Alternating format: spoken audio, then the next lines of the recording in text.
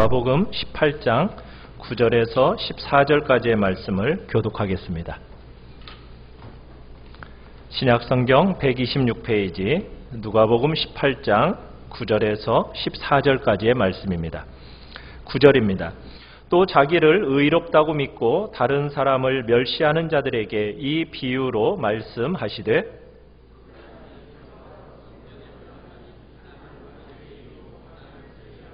바리새인은 서서 따로 기도하여 이르되 하나님이여 나는 다른 사람들 곧 토색, 불의, 간음을 하는 자들과 같지 아니하고 이 세리와도 같지 아니함을 감사하나이다.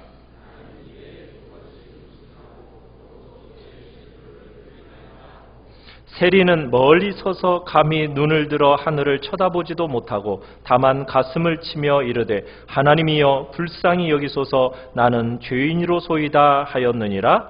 내가 너희에게 이르노니 이에 저 바리새인이 아니고 이 사람이 의롭다 하심을 받고 그의 집으로 내려갔느니라. 무릇 자기를 높이는 자는 낮아지고 자기를 낮추는 자는 높아지리라 하시니라. 아멘. 우리 말씀의 제목을 같이 한번 읽어보겠습니다. 시작.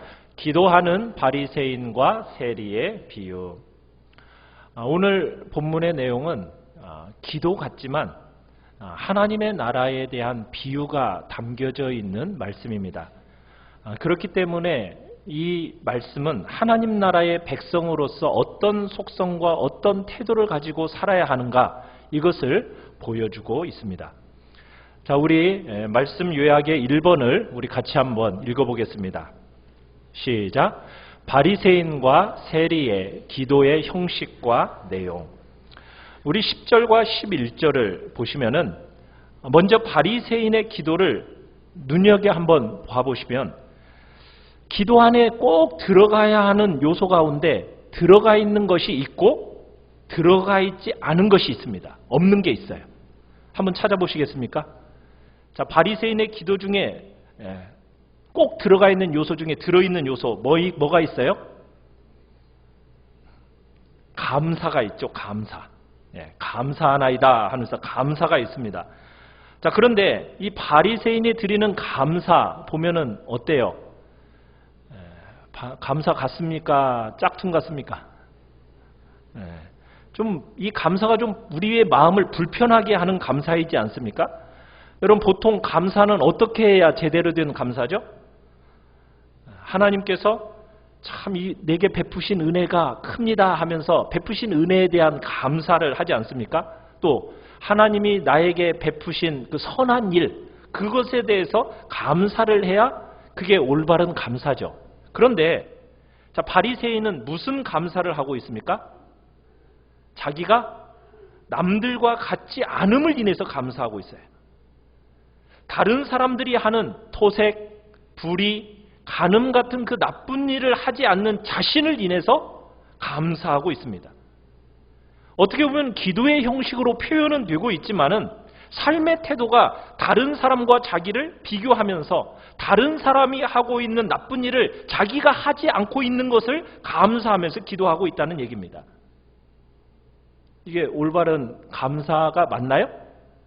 아니겠죠. 자, 또 한번 찾아보시면 이 바리새인의 기도에서 반드시 있어야 하는데 없는 요소가 있습니다. 자, 뭐가 없을까요? 여러분 기도는 뭐 하러 하는 거죠? 하나님 앞에?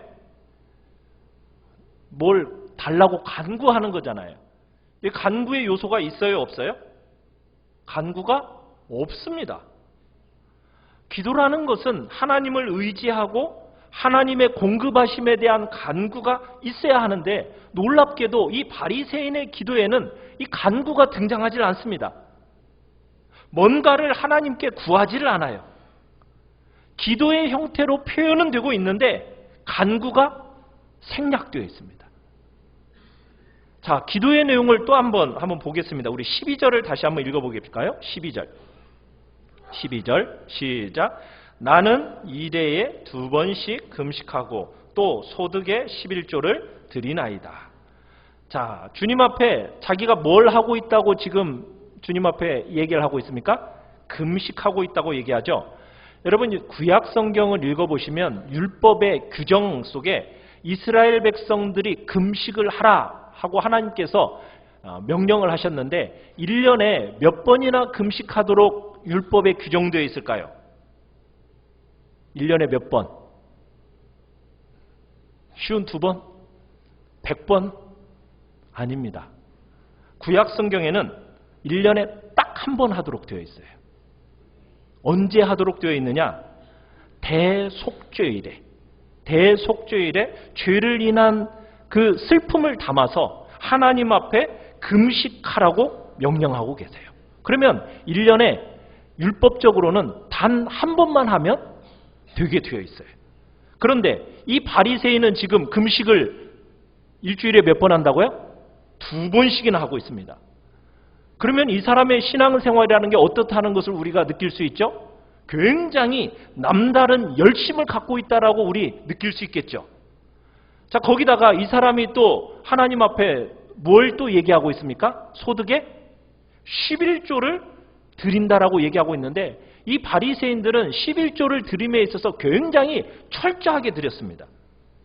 어느 정도까지 철저하게 드렸느냐면 여러분 혹시나 집에서 쌀을 드시면은 쌀 한 가마니에 몇 개나 알갱이가 있습니까? 세어보셨어요? 안 세어보시고 먹잖아요. 근데 이 사람들은 곡식의 알갱이를 일일이 다 셉니다. 그래가지고 거기에서 소득의 10분의 1을 드리는 거예요. 이거 헤아리기도 어려운 정말 불편한 그 곡물의 알갱이를 일일이 세가지고 하나님 앞에 10분의 1을 드리는 거예요. 그것뿐만 아닙니다. 가루 같은 것도 그렇게 드리는 거예요. 이런 것은 11조를 그렇게 안 드려도 무방한데 바리새인들은 곡물의 알갱이 일일이 수를 헤아리면서 11조를 드린다라는 거예요. 그 정도로 이 바리새인들은 이 신앙에 있어서 어떻다는 걸 우리가 느낄 수 있습니까? 율법을 지키려고 애를 쓴다는 것을 우리가 느낄 수 있죠. 거기다가 이 사람들은 포도주 같은 경우도 하나님 앞에 이렇게 예물로서 올리는데 이 포도주를 담글 때 여러분 포도주가 달잖아요. 포도가. 그러면 뭐가 달라붙죠? 그렇죠. 날파리들이 그렇게 막 달라붙잖아요. 그러면은 이 포도주를 담을 때 이 날파리들, 하루살이들 이것들도 생명체잖아요. 그러니까 이 살아있는 것이 포도주에 혹여나 빠지면은 어떻게 된다는 거예요? 시체와 맞닿으니까 이 포도주가 부정해진다라고 해석을 한 겁니다. 그래서 포도주를 담을 때마다 하루살이가 들어가지 않도록 하루살이를 걸러내는 일을 부지런히 한 겁니다. 그래서 포도주가 부정해지지 않도록 그렇게 걸러내서 하나님 앞에 정결한 예물을 드리려고 애를 쓴 사람이 바로 이 바리새인들이에요. 그만큼 이 바리새인들은 율법을 지키는 일에 열심이었습니다. 남들이 안 하는 부분까지 11조를 그렇게 철저하게 드렸어요. 하루살이를 다 걸러내면서까지 성결하게 하나님께 예물을 드리려고 몸부림을 친 사람들이 바로 이 바리새인들입니다. 그만큼 열심히 신앙생활을 하고 있는 자기를 하나님 앞에 지금 기도하면서 좋아하고 있는 거 우리가 느낄 수 있죠. 자, 그런데 예수님께서요, 이런 바리새인들을 가리켜서 뭐라고 말씀하셨는지 아세요? 하루살이를 그렇게 다 걸러내면서 그렇게 하나님 앞에 정결한 예물을 드리려고 하는 이 바리새인들을 향해서 뭐라고 말씀을 하셨느냐? 너희들은 정말 중요한 의와 인과 신을 버렸다. 이렇게 말씀하세요. 바리새인들의 제일 중요한 문제가 뭐라고 지적하고 계시는 거예요? 핵심은 다 빠뜨리고 덜 중요한 것들을 걸러내면서 종교적인 만족에 깊이 빠져 있는 사람들이다. 이렇게 지금 예수님이 지적하고 계신다는 거예요. 하나님께서 율법을 주실 때에는 그 율법에 들어있는 핵심의 내용이 무엇이라고 말씀했죠? 하나님 사랑과 이웃 사랑입니다. 사람들을 자비롭게 대하는 것, 신실하게 하나님을 신뢰하는 자세, 이게 중요한데 이런 것은 다 빠져나가고 채로 하루살이 걸러내는 일만 하고 있다는 거예요. 신앙생활을 하고 있다고는 하는데 핵심은 다 빠져있고 덜 중요한 것들을 하면서 스스로 정말 굉장히 기뻐하고 있는 것이 바로 이 바리새인들의 신앙생활의 제일 중요한 문제점이다라고 우리 주님이 지적하고 계시는 거예요. 자, 반면에 세리는 어떻게 기도하고 있습니까? 우리 13절을 같이 한번 읽어보겠습니다. 13절입니다. 시작. 세리는 멀리 서서 감히 눈을 들어 하늘을 쳐다보지도 못하고 다만 가슴을 치며 이르되 하나님이여 불쌍히 여기소서 나는 죄인이로소이다 하였느니라. 자, 바리새인과 세리 모두 다 서서 기도를 했어요. 자, 그런데 세리는 어떻게 서서 기도했다고요? 멀리 서서 기도했대요. 멀리 서서. 여러분, 멀리 선 이유가 뭘까요? 자신은 무자격한 존재라는 것에 대한 고백입니다. 자기는 자격이 너무 없다라는 존재임을 느끼기 때문에 멀리 서서 기도하고 있는 거예요. 자, 그 다음에 감히 눈을 들어 하늘을 쳐다보지 못하고 기도하고 있어요. 왜 그렇게 기도했을까요? 우리가 눈을 들어서 하늘을 쳐다보지 못할 때는 왜 그래요? 그죠? 죄에 대한 인식 때문이죠. 나는 죄인입니다. 하나님 앞에 감히 고개를 들 수도 없는 자임을 고백하는 자세가 바로 이렇게 하늘을 향해서 눈을 들지 못하고 기도하는 자세입니다. 거기다가 또 가슴을 손으로 치고 있어요. 여러분, 가슴은 언제 치어요? 손으로. 왜 쳤겠어요? 슬픔과 후회를 표시하는 겁니다. 아이고, 내가 왜 이렇게 살았을까? 내가 왜 이렇게 행동했을까라는 후회와 애통함을 표현하고 있는 것이 가슴을 손으로 치는 행위입니다. 자, 가슴을 손으로 치면서 어떻게 기도하고 있죠? 하나님이여, 뭐 해달라고? 불쌍히 여기소서. 나는 죄인으로소이다. 자기의 죄됨과 자기의 악함을 발견하고 하나님 앞에 나는 죄인입니다라는 죄에 대한 고백이 나옵니다. 여러분, 죄에 대한 고백과 죄에 대한 인정이 세리의 기도에 들어있어요. 하나님 앞에 죄에 대한 자백과 인정이 있기 때문에 자연스럽게 뭐가 따라 나오고 있습니까? 하나님께 대한 간구가 따라 나왔어요. 간구. 무슨 간구? 하나님, 나를 어떻게 여겨달라고요? 불쌍히 여겨주세요.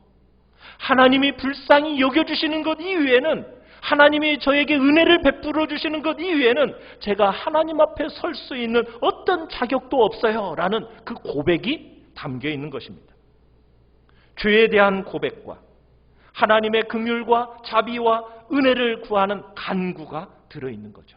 기도에 반드시 있어야 하는 요소, 뭐가 들어있어요? 간구가 이 세리의 기도 안에는 들어있다는 얘기입니다. 하나님을 의지하고 하나님의 도움을 경험하지 않으면 살 수 없는 자라는 그 고백인 그 간구가 바로 세리의 기도 안에 그대로 녹아져 있음을 우리가 보게 됩니다. 자, 2번을 같이 한번 읽어보겠습니다. 2번입니다. 시작. 의롭다 하심을 받고 집으로 내려간 세리. 자, 주님께서 이 두 사람의 기도하는 모습을 보여주시면서 말씀하고 싶어하는 비유의 핵심이 뭘까요? 자, 우리 14절 앞부분 상반절만 우리 같이 한번 읽어보겠습니다. 14절입니다. 시작. 내가 너희에게 이르노니 이에 저 바리새인이 아니고 이 사람이 의롭다 하심을 받고 그의 집으로 내려갔느니라. 저 바리새인이 아니고 이 사람이 누구예요? 세리가 의롭다 하심을 받고 집으로 내려갔다. 여러분, 아마 이 비유를 듣고 있던 이 당시 청중들은요, 깜짝 놀랐을 거예요. 왜요? 세리라는 존재는 그 시대 이스라엘 사회 안에서 죄인 하면 제일 먼저 떠오르는 사람이 바로 이 세리입니다. 세리는 어떤 사람들입니까? 자기 호주머니를 두둑하게 채우기 위해서 자기 동족인 이스라엘 백성들을 착취하던 사람들이에요. 로마의 앞잡이가 되어서 로마에게 아첨하던 매국노가 바로 세리입니다. 자기 혼자 잘 먹고 살기 위해서 이스라엘 백성들, 자기 동족들을 마구제비로 착취했던 사람들이 세리란 얘기입니다. 왜냐? 일정한 액수만 로마에 바치기만 하면은 나머지는 자기가 다 자기 것이 되니까 원하는 만큼 최대한 자기 동족으로부터 거두어서 착복했던 거예요. 자기 배를 채웠던 사람들이 바로 이 세리입니다. 그러니까 세리는 나쁜 착취자일 뿐만 아니라 매국노였어요. 여러분 일제시대 때를 생각해 보면 일제 치하에서 일제의 앞잡이 노릇을 했던 사람들, 그 사람들이 바로 이 세리 같은 사람이란 얘기입니다. 세리란 얘기예요. 그런데 주님이 누가 의롭다 여김을 받았다고요? 세리가 의롭다 여김을 받고, 반대로 그렇게 종교적인 열심을 가지고 하나님 앞에 힘써드렸던 이 바리새인은 하나님 앞에 조금도 의롭다 여김을 받지 못한 채 죄인의 상태로 그대로 돌아갔다. 지금 주님은 둘을 이렇게 분명하게 다르게 구분해 놓고 계십니다. 바리새인들은 어떤 누구보다도 신앙적으로 열심히 있던 인물들이에요. 당시 사회에서 누구보다도 바르게 산 사람, 그 사람의 상징하면은 바리새인입니다. 그런데 주님은 놀랍게도 이 바리새인은 의롭다함을 받지 못하고 도리어 죄인의 상징이요 죄인의 대표격인 세리가 하나님 앞에 의롭다 하심을 받고 집으로 내려갔다라는 거예요. 여러분, 왜 이런 일이 일어난 겁니까? 여러분, 세상의 가치관과 하나님 나라의 가치관은 달라도 너무 달라요. 우리는 하나님 나라의 비유를 지금 계속 들어올 때마다 하나님의 나라가 내가 생각하는 것과는 너무나도 다른 질서를 갖고 있구나라는 사실을 여러분들은 계속 느끼고 계실 겁니다. 당시 사회에서 전부 하나같이 바리새인들은 의롭다고 생각했어요. 그런데 예수님은 바리새인은 죄인인 상태 그대로 있을 뿐이다. 대신에 모두가 죄인이라고 여겼던 그 세리가 도리어 의롭다 여김을 받고 돌아갔다. 여러분, 이 비유를 말씀하신 다음에 하나님의 나라는 이와 같다, 이렇게 설명을 하고 계시는 거예요. 여러분, 도대체 무엇이 이들 사이에 이런 다름을 만들어내게 되었을까요? 여러분, 성경이 의롭다고 말할 때 여러분, 의로움의 기준이 무엇입니까? 성경에서 말하는 의로움의 기준, 그 기준점이 뭘까요? 바리새인이 기준이라고 생각했던 것처럼, 기도했던 것처럼 남들이 의롭다고 정말 남들이 하고 있는 그 나쁜 일을 하지 않는 것, 남들이 엄두도 못 내는 그 타고난 일을 하는 것, 여러분, 그러면 하나님 앞에 의롭다고 인정이 될까요? 아닙니다. 성경이 의롭다 할 때의 기준은 뭐가 기준점이에요? 하나님이 기준점이에요. 하나님. 그래서 하나님이 내가 거룩하니 너희도 뭐해라? 거룩해라. 내가 온전한 것 같이 너희도 뭐해라? 온전해라. 기준은 누구라고요? 하나님이 기준이에요. 하나님이 기준. 거룩함과 의로움의 기준은 남들이 안 하는 훌륭한 일을 내가 하고 남들이 하고 있는 나쁜 일을 내가 안 함으로 인해서 다른 사람들과 비교함으로 오는 그 평가가 아니라는 거예요. 그게 의로움의 기준이 아닙니다. 하나님이 우리의 의로움의 기준이, 하나님이 하나님 나라의 백성들의 의로움과 거룩함의 기준이 된다라는 것이 주님의 기준점이에요. 그렇다면 바리새인들이 제일 중요한 문제가 뭐예요? 바리새인들이 얼마나 열심히 썼습니까? 하루살이를 다 걸러내면서 자기가 하고 있는 일에 대해서 지금 바리새인들은 크게 평가해요. 어떻게 보면 남들이 엄두도 못 낼 곡물의 알갱이까지 개수를 다 세워가지고 11조를 철저하게 드리고 있어요. 그런데 그게 자기 스스로에 대한 만족이었다라는 거예요. 자부심, 자긍심. 뭔가 나는 다른 사람보다 더 훌륭하다라고 여길 만한 명분을 붙들고 있는 것이 지금 바리새인의 모습입니다. 그런데 바리새인들이 놓치고 있는 핵심이 뭐예요? 율법을 지킴으로 의롭다함을 받을 수 있는 사람은 아무도 없다라는 것을 지금 모르고 있는 거예요. 여러분, 하나님께서 우리에게 율법을 주실 때에는 율법을 주신 이유가 뭡니까? 율법을 우리에게 어떤 도구로 주고 계시는 거죠? 이 율법을 통해서 율법을 볼 때마다 야, 내가 율법이라는 것을 행할 수가 없구나. 내가 율법을 다 지켜서는 내가 구원에 들어갈 수 있는 존재가 아니구나. 내가 하나님 앞에 감히 이 율법을 가지고 어떻게 당당하게 설 수 있을까? 나는 그렇게 설 수 없는 존재라는 것을 깨달아 알도록 하기 위해서 주신 게 율법입니다. 하나님의 기준이 율법의 기준으로 나타나 있는데 그 하나님의 기준에 나는 전혀 미치지 못하고 하나님이 원하시는 바를 내가 행할 수 없는 존재라는 것을 깨닫도록 하시기 위해서 주신 게 뭐라고요? 그게 바로 율법이라는 거예요. 율법을 통해서 죄를 깨달음으로 겸손한 가운데 그렇게 기다리다가 예수 그리스도가 딱 나타나실 때 예수 그리스도를 믿음으로 영접하도록 만들어주는 몽학선생의 역할, 초등교사의 역할을 해주는 것이 바로 뭐더라? 율법의 역할인 겁니다. 그러니까 율법을 지켜서는 여러분 의롭다함을 받을 수 있는 사람이 있어요, 없어요? 없습니다. 그런데 지금 바리새인들은 자신들이 스스로 율법을 잘 지키고 있다라고 생각을 하는 거예요. 그런데 주님의 평가는 뭡니까? 너희들은 핵심이 다 빠져 있다라는 거예요. 하나님의 관심은 바깥에 드러나는 모양이 있는 게 아니라는 거죠. 너희들은 종교적인 것 같은 것을 행하는 것 같아 보이지만 너희 중심에는 진실한 변화가 없다라는 거예요. 주님이 원하는 것은 내면의 변화가 만들어내는 행실입니다. 그냥 겉으로 드러나는 행실만이 아니라 진짜 내 속이 변화되어져서 그 내면의 변화가 일으킨 행실을 주님은 원하고 계시는 거지, 바깥으로 보이는 그런 행실만으로, 그럴듯해 보이는 것만으로 하나님이 감동을 받기를 원하는 그런 종교가 아니라는 거예요. 우리 한국 종교는요, 대부분이 이렇습니다. 지성이면 감천이다. 뭘 요구하고 있습니까? 인간에게서부터 치성을 요구합니다.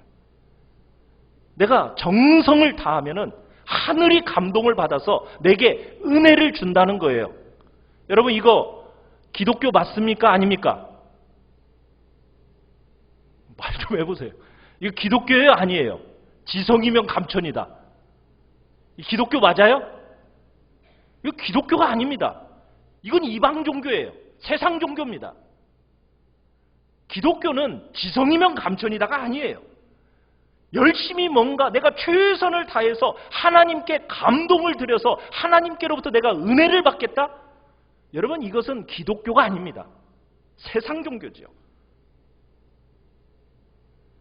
기독교는 그런 게 아니에요. 내가 뭔가 열심히 최선을 다하면 하나님이 감동받아서 복을 주는 그런 종교 구조가 아닙니다. 사람이 아무리 최선을 다해도 여러분 하나님을 만족시킬 수 있을까요? 없을까요? 없습니다. 인간은 하나님을 만족시킬 수 있는 존재가 아니에요. 지금 그런데 바리새인들은 하나님을 만족시킬 수 있는 것처럼 지금 생각하면서 율법을 행하고 있다라고 지금 여기고 있는 거예요. 그러면서 나는 하나님 앞에 이런 존재임을 감사합니다 하면서 지금 감사가 가득한 기도를 올리고 있는데 여러분, 그것은 올바른 기도가 아닌 겁니다. 얼마나 정말 자기의 의에 가득했는지 간구도 안 해요. 아주 만족에, 자기 만족에 가득 차 있습니다. 이 정도 했으니 하나님이 나를 만족시켜서 충분히 내가 복받을 만한 존재라고 스스로 생각하고 있는 겁니다. 여러분, 이것은 기독교가 아니에요. 그래서 하나님 앞에 앓을 필요도 못 느끼는 그런 존재, 하나님의 말씀을 따라 사는 것 같아 보이지만 자기를 합리화시키고 내면의 죄성은 하나도 만져지지 않고 있는, 바뀌지 않는 그런 상태, 껍질만의 그런 신앙생활을 하고 있는 것이 바로 바리새인이라는 거예요. 여러분, 우리는 그런 존재가 아닙니다.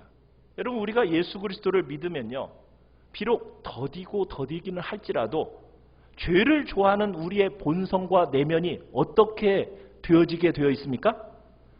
변하게 되어 있어요. 내 내면이 변화되어지면서 삶이 변화되어지는 것이 진정 기독교인이요 그리스도인입니다. 그렇게 드러나기 시작해야 돼요. 그런데 오늘 이 바리새인은요, 바깥은 최선을 다해서 종교적인 모습을 가지고 있지만 죄를 좋아하는 내면은요 돌아보려고 하질 않아요. 율법이라는 것은 우리의 내면을 딱 비춰줍니다. 조명해줘요. 그래서 내가 얼마나 절망적인 죄성을 가지고 있는 것을 비추어주고 제대로 보게 해주는 것이 율법이에요. 그런데 바리새인은 이 율법을 그렇게 사용을 하지 않고 지금 신앙생활을 하고 있는 거예요. 그러다 보니까 예수님께서 이 바리새인을 향해 뭐라고 말씀을 하셨습니까? 회칠한 무덤 같다 이렇게 했어요. 회칠한 무덤. 회칠한 무덤이라는 게 뭐죠?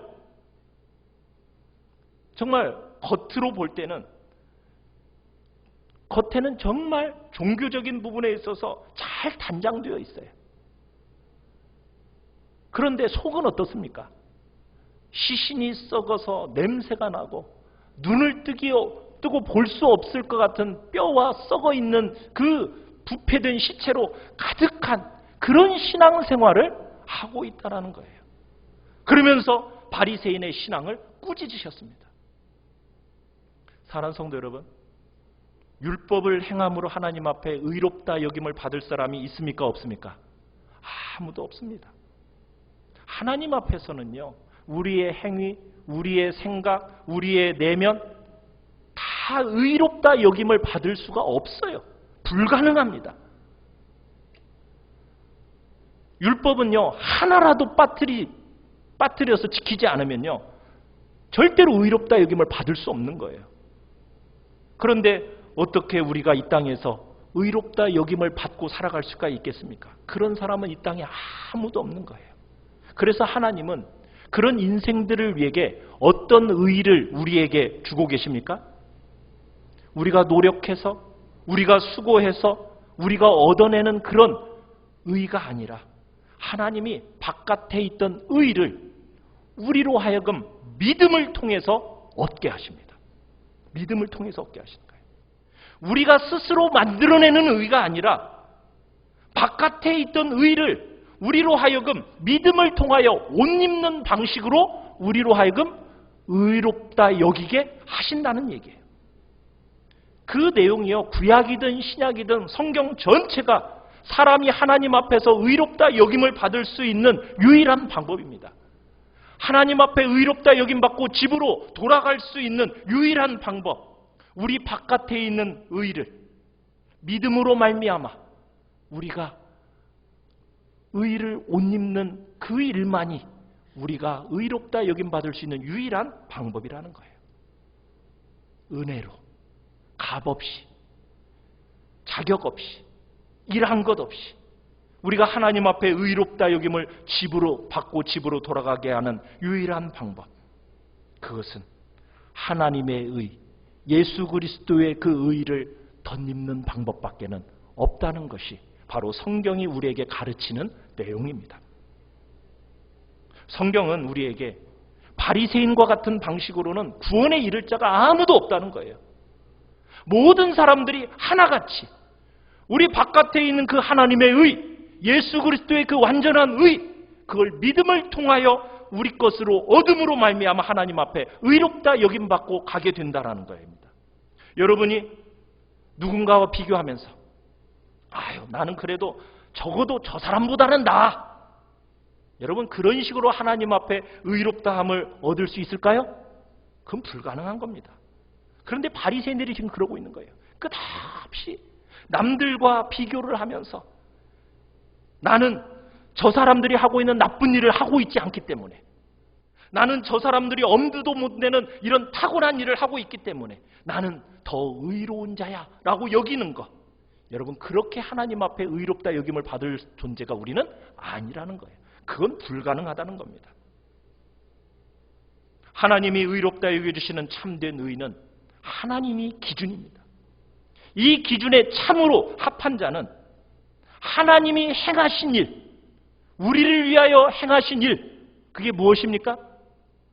자기의 사랑하는 독생자를 이 땅에 보내주셔서 우리의 모든 죄와 허물을 그 아들에게 덧입혀 주시고 아무런 흠도 점도 없이 깨끗한 그 예수 그리스도의 의를 그분을 믿음으로 말미암아 덧입혀주는 의.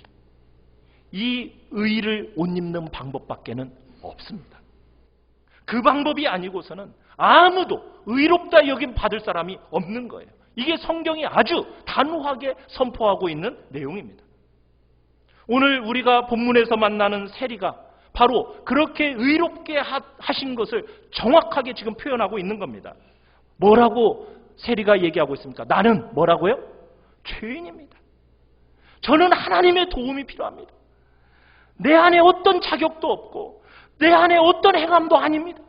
내 바깥에 계시는 하나님이 나를 불쌍히 여겨주셔야 됩니다. 나를 도와주셔야 됩니다. 내 안에 없는 이 의를 하나님께서 옷 입혀주시지 않으면 저는 하나님 앞에 고개를 들 수가 없는 존재입니다. 하나님, 저를 불쌍히 여겨주십시오. 긍휼히 여겨주십시오. 이렇게 주님 앞에 나아갔더니 하나님께서 우리 주님이 뭐라고 그를 평가하고 계시는 거예요?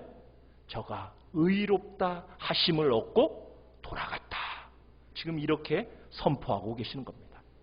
여러분, 이것이 바로 복음의 핵심이에요.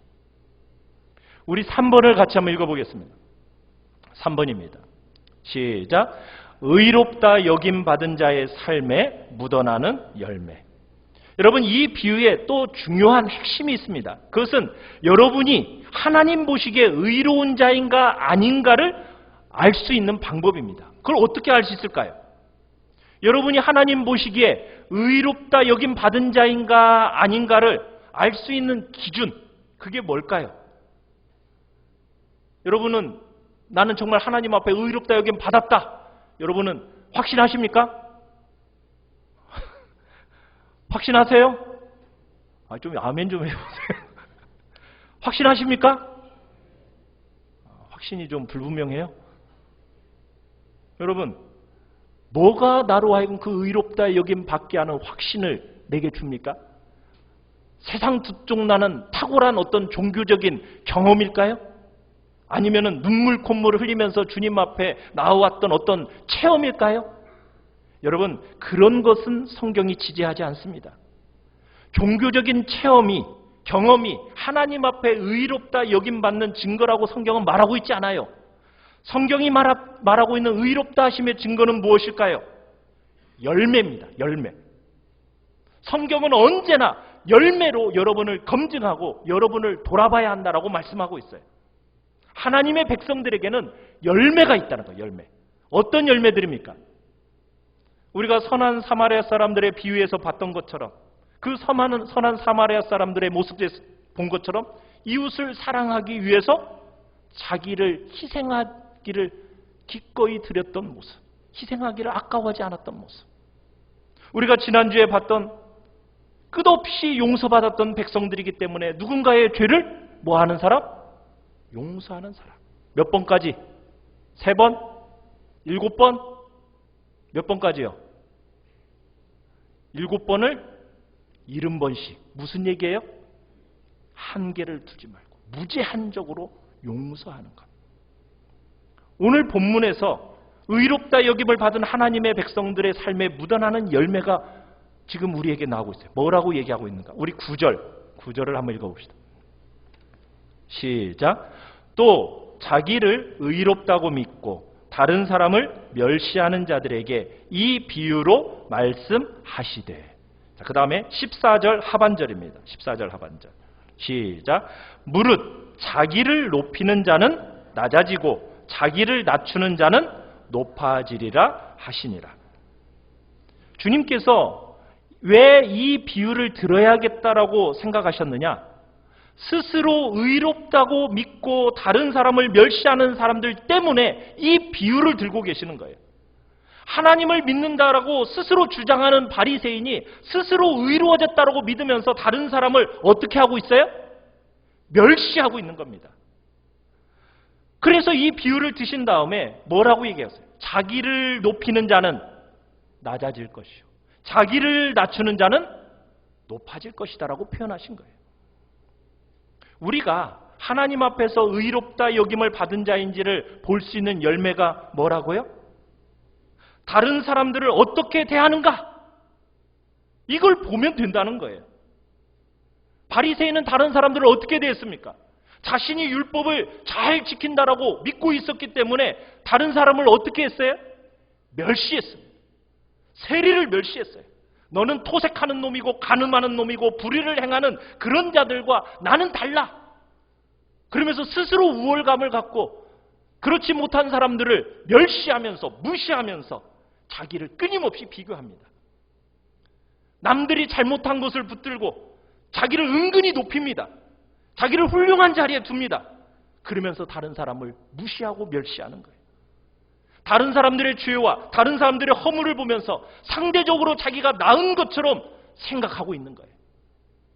여러분, 혹여나 우리가 그렇게 생각하고 있는 건 아닙니까? 우리의 본성이 좀 그렇습니다. 죄인으로 태어난 우리 인간의 본성은 불의, 토색, 간음하는 자들, 이런 사람들을 보면서 은근히 자기는 그렇지 않다라고 그러면서 더 나은 것처럼 자기의 정말 다른 사람들을 멸시하는 모습들이 우리의 속에서부터 있다는 거예요. 여러분들이 인터넷에서 좀 유명한 사람들이 어떤 일들을 저지르면 여러분 그것을 보면서 여러분들은 무슨 생각을 하십니까? 아유, 저놈들은 원래 그런 놈들이야 하면서 여러분들은 손가락질하고 무시하고 멸시하지 않습니까? 그래도 나는 저놈들보다는 나아. 그게 똑같은 모습이라는 거예요. 하나님의 나라가 우리에게 가르치고 강조하는 게 무엇입니까? 하나님의 나라는 은혜가 통치하는 새로운 질서입니다. 하나님의 나라는 은혜가 왕노릇하는 새로운 질서예요. 그러나 세상이 무엇이 지배하느냐? 조건이 지배하고 자격이 지배합니다. 세상의 모든 종교들의 특징은 자력구원이에요. 자력구원. 자력구원이라는 게 뭡니까? 자기 스스로 노력해서 남들보다 더 훌륭해지는 겁니다. 자기가 스스로 노력해서 많은 덕을 쌓고 선을 행함으로 구원에 이르는 겁니다. 죄가 있지만 죄보다도 선행이 더 강력해서 그 선행으로 죄를 상쇄시키고 구원에 들어가는 것, 그것이 세상이 가지고 있는 구원의 체계입니다. 그런 틀을 가지고 여러분 사는 사람들에게 늘 발견되는 경향이 뭔지 아세요? 바리새인의 경향이에요. 죄를 가지고 태어난 우리는 남이 하는 것을 하지 않거나 남이 못하는 것을 할 때 우리의 마음속에 어떤 생각이 들어요? 막 자부심이 드는 거예요. 자긍심이 드는 거예요. 그러면서 다른 사람을 하는 사람, 죄를 짓는 사람을 향해서 어떻게 해요? 멸시합니다. 무시합니다. 나보다 신앙생활을 조금 못하는 사람 같으면은 스스로 우월감에 빠져가지고 너는 이런 것도 못해 하면서 스스로 자긍심에 빠져버립니다. 이건 다 세상 종교, 세상 도덕이 만들어내는 파생물들이에요. 그런데요, 기독교와 하나님의 나라는 그렇지 않다는 거예요. 다르다는 거예요. 사람을 보는 게 아닙니다. 나쁜 짓을 하고 있는 사람, 그 일을 하지 않고 있는 나, 이렇게 보는 게 아니에요. 엄두도 못 낸 일을 하고 있는 나, 그리고 그 일을 못하고 있는 다른 사람, 여러분 이렇게 비교하면서 사람을 보는 게 아니에요. 세리처럼 하나님 앞에 홀로 서는 겁니다. 홀로. 세리 기도 어디에도 바리새인의 기도처럼 누군가와 자기를 비교하는 내용이 있습니까? 나옵니까? 안 나옵니까? 하나도 안 나오죠. 단지 홀로, 세리 홀로 하나님 앞에 서 있을 뿐이에요. 그러니까 하나님 앞에 가까이 가지 못하고 멀리 서서 고개도 못 들고 정말 가슴을 손으로 치면서 그러면서 누군가와 자기를 비교하는 것이 아니라 하나님 앞에서 혼자 딱 자기를 세우니까 선명하게 보이는 거예요. 뭐가 보여요? 죄가 보이는 거예요. 자신의 악함과 추함이 보이는 거예요. 사람과 자기를 비교할 때는요, 쓸만한 게 보여요. 나쁜 것도 보여요. 그런데요, 사람이 하나님 앞에 서야만 자기의 쓸만한 것이 안 보이는 겁니다. 그러기 전에는 하나님 앞에 자신을 스스로 세우기 전에는 자기의 진정한 모습이 보이질 않아요. 사람은 끊임없이 상대적인 기준을 가지고 자기를 보거든요. 아유, 저 사람보다 그래도 내가 나아. 아유, 이런 면에서 내가 좀 부족하네 하면서 스스로 우월감, 열등감을 왔다 갔다 하는 존재가 된다는 거예요. 그런데 오늘 세리는 하나님 앞에 섰어요. 절대자이신 하나님 앞에 딱 서니까 자신의 죄가 적나라하게 보이는 겁니다. 죄가 발견되니까 세리가 할 수 있는 게 뭐예요? 하나님, 불쌍히 여겨주세요. 하나님의 도움이 필요해요. 하나님이 긍휼히 여겨주시는 것, 그 하나님의 은혜가 아니면 저는 아무것도 아니에요. 그러면서 하나님 앞에 서서 자기의 죄성을 보고 하나님 앞에 긍휼과 자비를 덧입어서 의롭다 여기심을 받게 된 거예요. 그렇게 되니까 다른 사람을 어떻게 보게 됩니까?